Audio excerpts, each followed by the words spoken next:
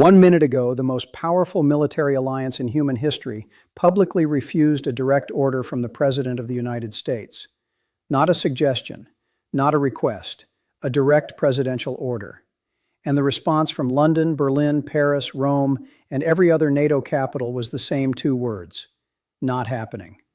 I am going to walk you through exactly what just ignited between Washington and its closest allies, why this moment is different from every previous Trump-NATO confrontation, and what the next 72 hours look like for the Western Alliance, for global energy markets, and for every American household that pays an energy bill.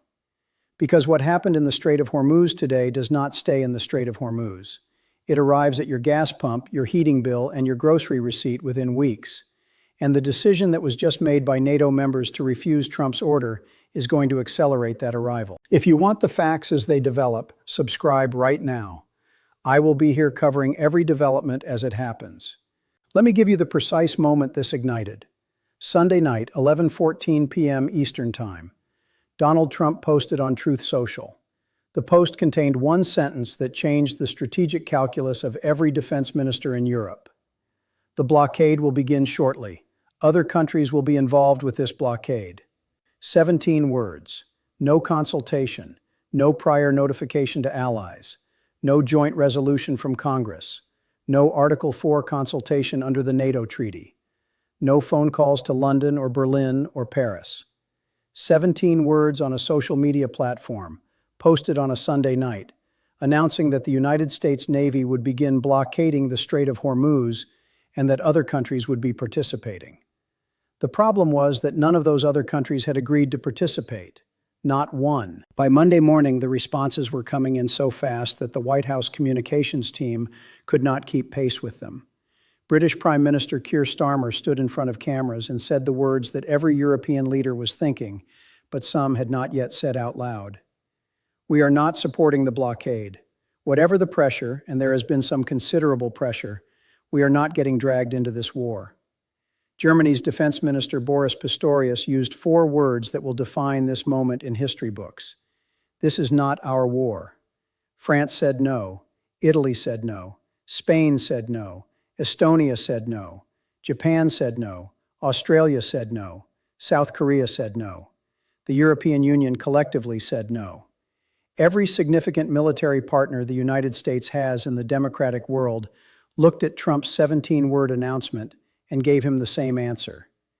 And then something happened that I have not seen in 40 years of analyzing transatlantic relations. Trump did not walk it back. He did not soften the language. He did not send a diplomat to smooth the edges. He went on record and called his allies cowards. He called NATO a paper tiger. He said the United States does not need anyone's help. And then the clash ignited in a way that a single social media post could never have produced on its own. I want to give you the specific reason why this refusal is categorically different from every previous NATO disagreement, because context matters here, and the media is collapsing important distinctions. In 2003, when France and Germany refused to support the Iraq invasion, they were refusing to join a war that the United States was choosing to start. The alliance survived that disagreement because both sides understood it as a policy difference, not a structural rupture.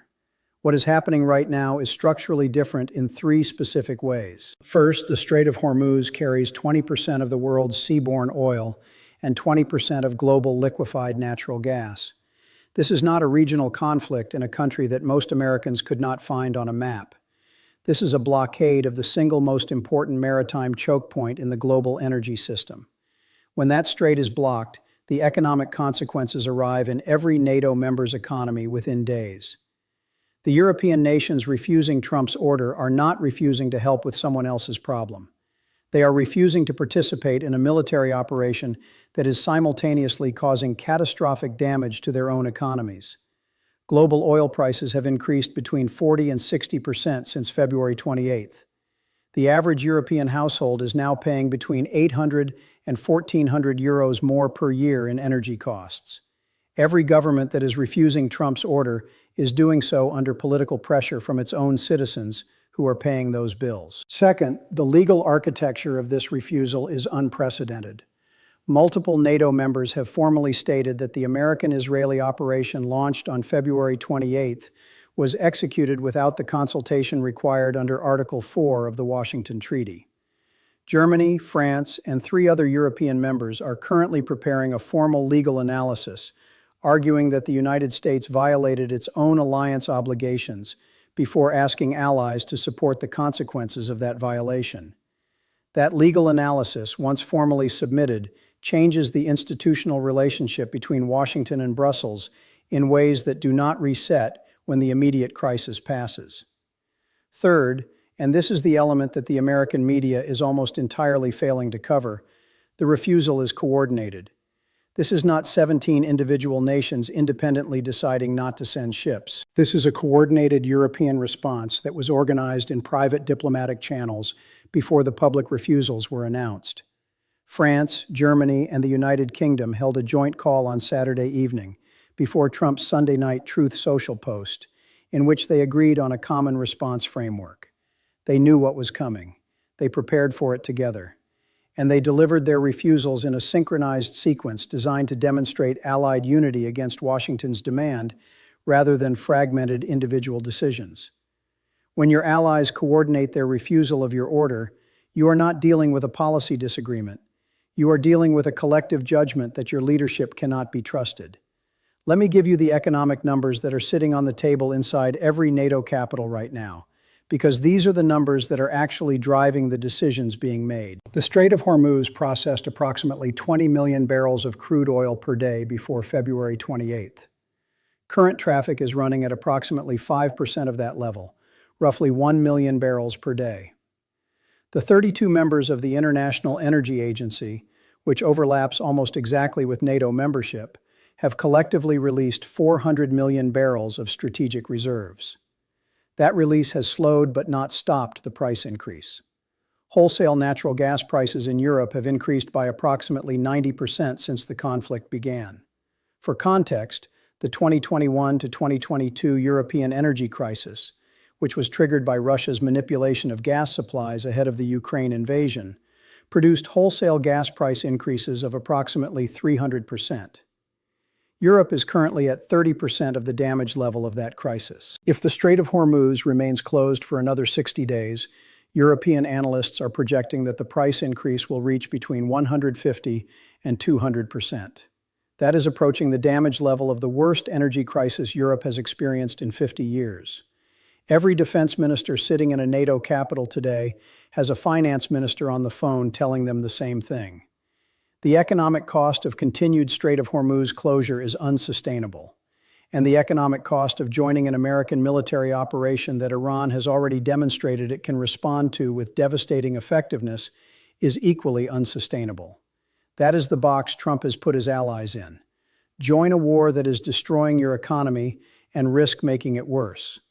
Or refuse and watch the economic damage continue while Washington calls you cowards. There is no good option at that table.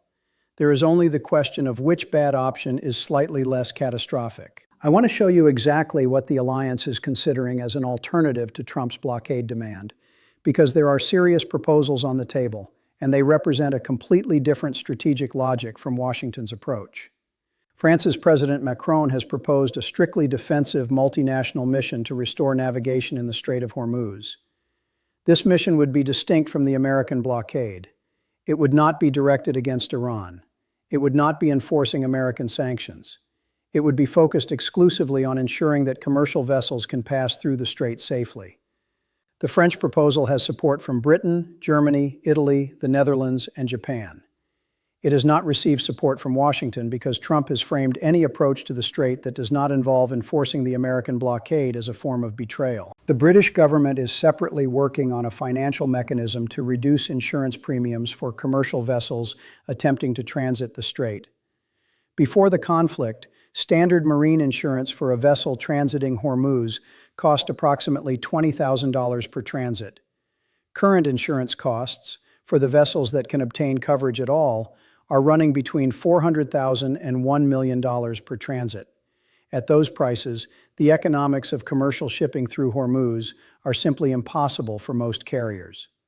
A British insurance mechanism that brought those premiums back to commercially viable levels would restore some shipping traffic without requiring military confrontation with Iran. Turkey's foreign minister has proposed a purely diplomatic pathway, arguing that reopening the strait through negotiation is the only sustainable solution, and that any military approach, including Trump's blockade, will ultimately fail because Iran has demonstrated the capacity to close the strait faster than any naval force can reopen it.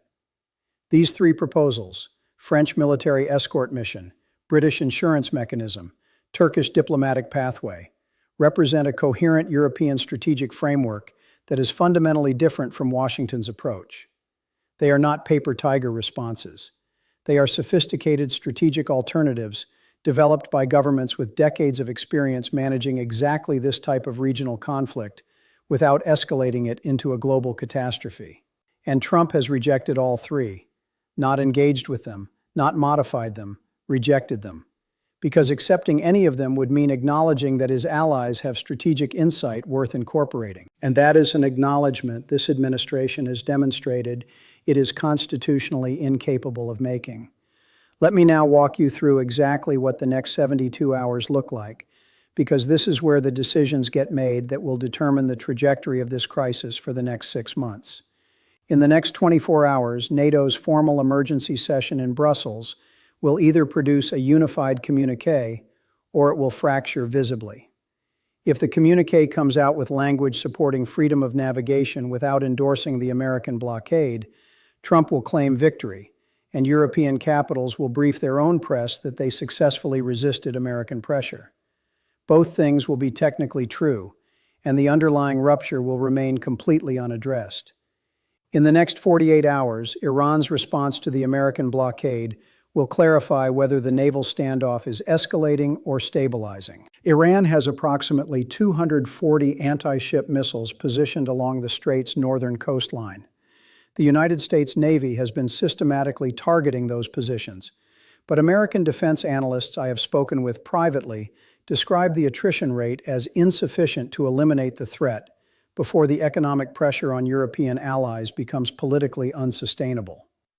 In the next 72 hours, the question of whether any European nation breaks from the coordinated refusal and offers limited support to the American operation will either hold the current European United Front together or begin to dissolve it. The United Arab Emirates has already indicated willingness to join a US-led effort. If one or two European nations follow the UAE's lead, the coordinated European refusal begins to look less like principled solidarity and more like a political position that is cracking under pressure. The three scenarios I am watching are these. Scenario 1. The alliance holds its current position and the European alternative framework, French escort mission, British insurance mechanism, Turkish diplomacy, begins to move forward as a parallel track to the American blockade. In this scenario, the Western alliance effectively splits into two simultaneous approaches to the same crisis. This is diplomatically and strategically chaotic, but it is probably the most likely outcome in the next 72 hours, because it is the outcome that requires the least amount of change from any of the current positions. Scenario 2. Trump escalates his threat to withdraw from NATO or to reduce Article 5 commitments to specific members. This scenario produces either a dramatic European capitulation, which I consider unlikely given the coordination already demonstrated, or a formal European declaration that the parallel security framework is now the primary European defense structure. That declaration, if it comes, represents the effective end of NATO as the foundational institution of Western security. Scenario 3.